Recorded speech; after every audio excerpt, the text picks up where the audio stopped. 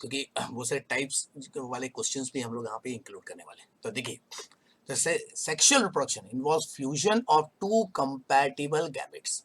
अभी दो compatible gametes मतलब एक पर्टिकुलर स्पीशीज का जो मेल गैमेट होता है उसी पर्टिकुलर स्पीशीज के फीमेल गैमेट के साथ कंबाइन कर सकता है, उसको गैमेट्स भी कहते हैं, सेक्स सेल्स भी कहते हैं।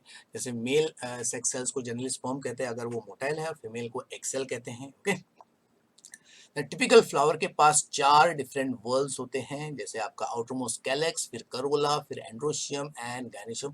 तो इस टाइप के सिंपल क्वेश्चंस बच्चों इस साल आ सकता है, आपका आंसर 1 सेंटेंस में, एमसीक्यू में भी आ सकता है। भाई कैलेक्स पहला वर्ल है, और कैलेक्स और करोला ये दोनों आपको मालूम है ये नॉन एसेंशियल कहलाते हैं, नॉन एसेंशियल। और आपका androecium and gynoecium they are considered to be what, essential या रिप्रोडक्टिव वर्ल्स। ओके, तीसरा देखिए, अभी आज के सेशन में जितने भी सेंटेंसेस को हम लोग ले रहे हैं उस सब में कोई ना कोई फिगर, वैल्यू या you can see what terms है, ओके, इंपॉर्टेंट टर्म्स है, तो उसको हम लोग कवर करने वाले हैं। और जहाँ जहाँ पे नेचुरली जो टाइप्स वगैरह मैं जो इंक्लूड करूंगा, अगर वो नहीं होगा तो आप कॉरस्पॉन्डिंग चैप्टर में वो कंटेंट इमीडिएटली देख लीजिए। ओके, ना तो सेक्सुअल रिप्रोडक्शन के दो मेन इवेंट्स होते हैं, दो मेन इवेंट्स। मियोसिस, क्योंकि मियोसिस से होता है formation of gamete, formation of gamete होता है। तो गैमेट फॉर्मेशन ही सेक्सुअल रिप्रोडक्शन का सबसे इंपॉर्टेंट पहला स्टेज है। उसके बाद में इस गैमेट का फ्यूजन होता है, उसी को फर्टिलाइजेशन कहते हैं, फर्टिलाइजेशन। उसी को सिनगैमी भी कहते हैं, इसको सिनगैमी भी कहते हैं, ये आपको याद रखना है।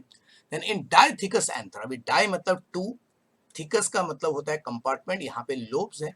तो जनरली एंथर, ज्यादा करके एंथर्स में 2 लोब्स होते हैं, और हर लोब में 2-2 चेंबर्स होते हैं, तो टोटल हो गया 4 पोलन सैक्स। और इसी पोलन सैक को ही हम लोग माइक्रो स्पोरेंजियम कहते हैं, माइक्रोस्पोरेंजियम। तो इसके लिए सिंस एक टिपिकल एंथर में 4 आपके होते हैं स्पोरेंजियम, इसके लिए टेट्रा स्पोरेंजिएट, इसी को टेट्रा, टेट्रा का मतलब 4 होता है, टेट्रा लोक्यूलर भी कहते हैं।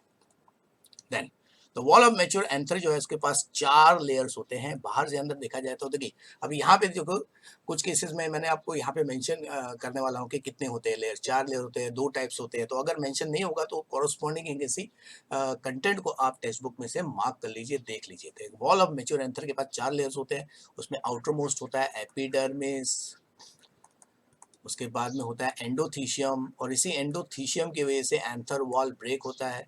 फिर आपका मिडल लेयर है, और मिडल लेयर में 1 से 2 सॉफ्ट लेयर होते हैं, और सबसे अंदर होता है आपका व्हाट, कौन सा, टपेटम, जो न्यूट्रिटिव लेयर होता है। और यही पोलन ग्रेन्स को डेवलप करने में, और उसके टॉप मोस्ट जो लेयर है एक्साइन, ओके, जिसमें स्पोरोपोलन है, उसको डेवलप करने में इंपॉर्टेंट रोल ये कैसे परफॉर्म करता है। देखिए, तो मिडल लेयर में आपका 1 से 2 लेयर सेल्स होते हैं, ओके, जो सपोर्ट करने का, तो इसका काम होता है सपोर्ट, इसका काम सपोर्ट करना है। ओके, देन माइक्रोस्पोर, तो microspore is the technical term for pollens. तो pollens is surrounded by 2 layer wall, जिसको स्पोरोडर्म कहते हैं। तो इसी में तो को बाहर वाला जो है, जो अभी बताया, उसको एक्सीन कहते हैं, इनर वाले को क्या कहते हैं, इंटाइन कहते हैं। और एक्सीन जो है वही बनता है सबसे, प्लांट में सबसे ज्यादा रेजिस्टेंट मटेरियल स्पोरोपोलिनिन। और फिर एक्सीन में 2 टाइप के एक्सीन हो सकते हैं, मोनोकॉट में होता है 1 जर्म पोर वाला, और आपका डाइकोट में 3 जर्म पोर वाला एक्सीन हो सकता है। तो इस तरह हम लोग मोनोकॉट और डाइकोट को डिस्टिंग्विश कर सकते हैं बच्चों।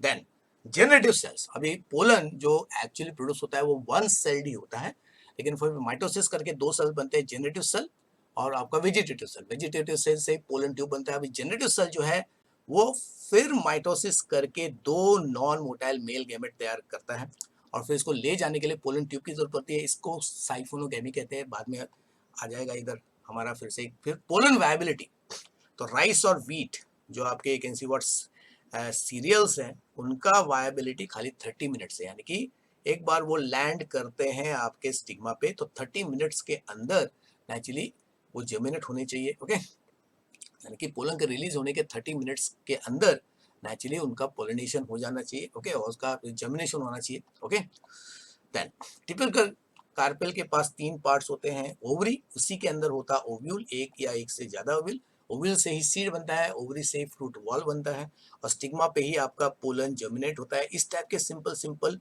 वैकेंसी क्वेश्चंस आपको पूछे जा सकते हैं बच्चों, तो इसके लिए हर चीज के लिए एकदम वैकेंसी रेडी रहिए। ओके, देन पोलन ग्रेन्स जो रिलीज किया जाता है, देखो पोलन ग्रेन एक्चुअली एक सिंगल हैप्लॉइड सेल होता है स्टार्टिंग में, वन सेल स्टेज, फिर वो डिवाइड होता है दो सेल स्टेज में। दो सेल स्टेज में आपके जो दो सेल है उसमें पहला होता है आपका वेजिटेटिव सेल, इसको ट्यूब सेल भी कहते हैं क्योंकि इसी से पोलन ट्यूब बनता है, और दूसरा जो सेल बनता है उसको कहते हैं जनरेटिव सेल, क्योंकि इसी से मेल गैमेट बनता है, दो मेल गैमेट, इसी से दो मेल गैमेट्स बनते हैं।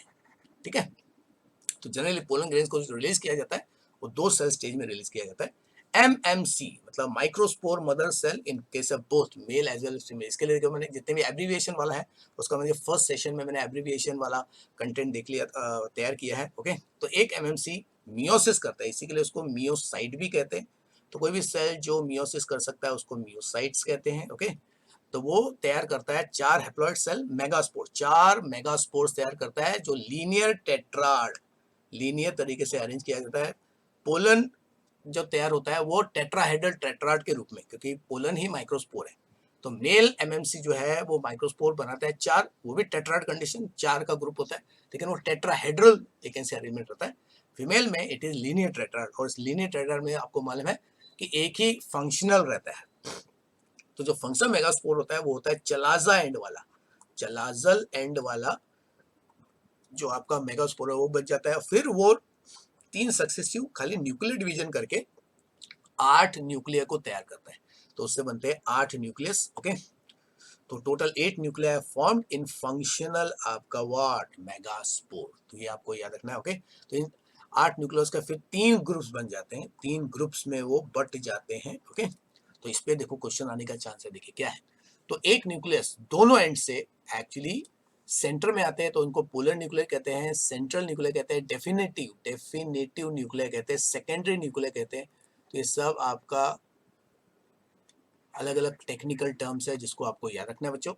तीन न्यूक्लियस, ओके, जो माइक्रोपेल एंड के होते हैं, उसी से एग एपेटिस बनता है जिसमें से होता है दो सिनर्जिड, और ये सिनर्जिड अल्टीमेटली अट्रैक्ट करता है पोलन ट्यूब को और हेल्प करता है पोलन ट्यूब को बर्स्ट करके मेल गैमेट को रिलीज करना, और एक मीडियल होता है एग सेल। तो जनरली सारे के सारे हैप्लॉइड न्यूक्लियाई होते हैं। ओके, तो अल्टीमेटली लेकिन दो पोल से आने वाले, जो दो पोल से दोनों न्यूक्लियस आते हैं, वो मिल के आपका पोलर न्यूक्लियस जो बनता है वो हो जाता है आपका, जो सबसे पहला वाला सेंटेंस जो दिख रहा है, ओके, वो हो जाता है उसकी वजह से डिप्लॉयड हो जाता है। तो दैट्स वाई, तो टोटल वैकेंसी 8 न्यूक्लियर तो है, लेकिन बनते हैं टोटल फाइनली 7 सेल्स। इन 7 सेल में से 6 हैप्लॉइड होते हैं और एक डिप्लॉयड होता है। डिप्लॉयड वाला कौन सा, आपका सेंट्रल सेल या पोलर सेल जिसको कहते हैं। ओके, देन तो 7 सेल, तो ultimately can see 6 haploid cells और 1 डिप्लॉयड सेल मिलके 7 सेल्ड, लेकिन न्यूक्लियस होते हैं 8, उसमें सेंट्रल वाला जो न्यूक्लियस है वो डिप्लॉयड होता है। ओके, इसी को हम लोग कहते हैं एम्ब्रियो सैक, उसी को फीमेल गैमेटोफाइट भी कहते हैं, फीमेल गैमेटोफाइट भी कहते हैं। जो पॉलीगोनम प्लांट्स में जो सबसे कॉमन टाइप का जो हमने एम्ब्रियो सैक बनाया वो है पॉलीगोनम टाइप का वो एम्ब्रियो सैक, जो पोटैटो फैमिली में पाया जाता है। फिर पोलिनेशन के 3 टाइप्स है। अब देखिए यहाँ पे कौन से टाइप से आप कर लेना, ऑटोगैमी है, ओके, फिर आपका जीनोगैमी है, और तीसरा कौन सा है वो फाइंड करना है। तो 3 टाइप के पोलिनेशन डिपेंड अपॉन कि पोलन कौन सा फ्लावर प्रोवाइड कर रहा है, सेम फ्लावर कि दूसरा फ्लावर। ओके, और दूसरा फ्लावर में सेम स्पीशीज का है या दूसरे स्पीशीज का है, वो डिसाइड करता है 3 टाइप के पोलिनेशन। तो फाइंड कर लीजिए बच्चों, इतना तो आपको करना पड़ेगा। फिर पोलिनेशन, पोलन को ट्रांसफर करने का जो एजेंट है उसको भी 2 ग्रुप में डिवाइड किया है। कौन सा बच्चों, नॉन लिविंग हो गया अबायोटिक, और लिविंग हो गया व्हाट आपका बायोटिक। ओके, और तो उसमें अबायोटिक में एक्चुअली जो है हाइड्रोफिली और एनीमोफिली था। हाइड्रो मतलब पानी के जरिए पोलिनेशन होगा, जो जनरली 30 जनरा में पाया जाता है ऑफ एक्वाटिक मोनोकॉट। और सबसे देखो प्रिमिटिव टाइप अगर आपको आएगा, प्रिमिटिव टाइप कौन सा है, वो है आपका अनीमोफिली। अनीमोफिली सबसे प्रिमिटिव टाइप का है। ओके, प्रिमिटिव टाइप का पोलिनेशन है। 80% प्लांट जो है उनको एनिमल की जरूरत पड़ती है, उसको जूफिली कहते हैं, और उसमें भी आपका इंसेक्ट जो है सबसे कॉमन है, तो उसको हम लोग कहते हैं एंटोमो। फिली। तो इंसेक्ट के जरिए जो पोलिनेशन होता है उसको एंटोमोफिली कहते हैं। Okay, then pollen tube reach the apparatus via any of the three method. तो तीन तरीके से pollen tube ultimately embryo sac तक पहुंचता है और एग एपरेटस के अंदर एक जाता है। एक तो हो गया नॉर्मल पोरोगैमी, दूसरा हो गया आपका मीजोगैमी और तीसरा हो गया आपका वर्ड चलाजोगैमी। तो इन तीनों में से किसी एक मेथड, तो जनरल सबसे कॉमन पोरोगैमी होता है। ओके ना, दो नॉन मोटाइल जो है वो हॉलो पोलन ट्यूब लेके आता है, इसी को साइफोनोगैमी कहते हैं।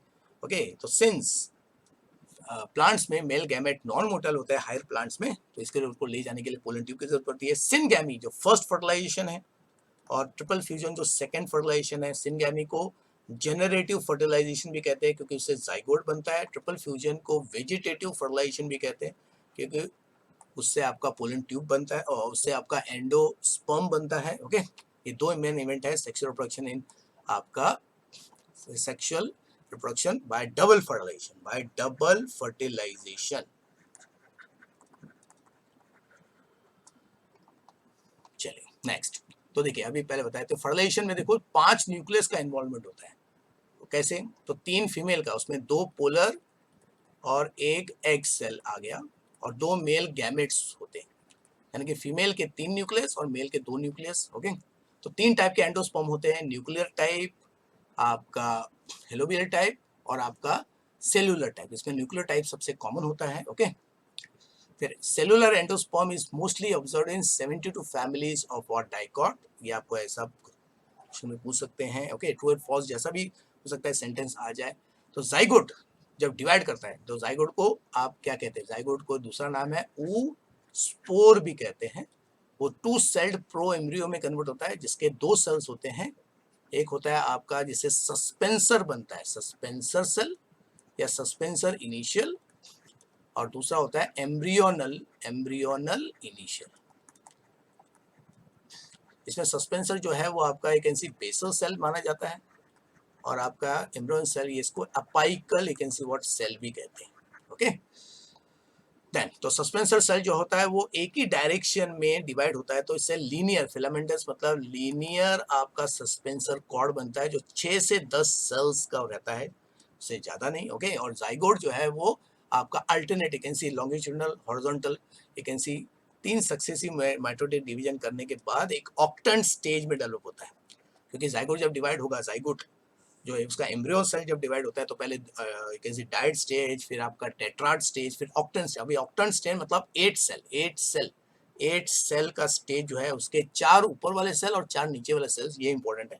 तो इसमें लोअर टीयर मतलब लेयर, तो लोअर लेयर के जो 4 सेल्स है ऑक्टेंट के, ओके, एम्ब्रियोनल सेल से जो तैयार होते हैं उसी से हाइपोकोटाइल और रेडिकल बनता है। रेडिकल फ्यूचर का आपका क्या है, रूट है।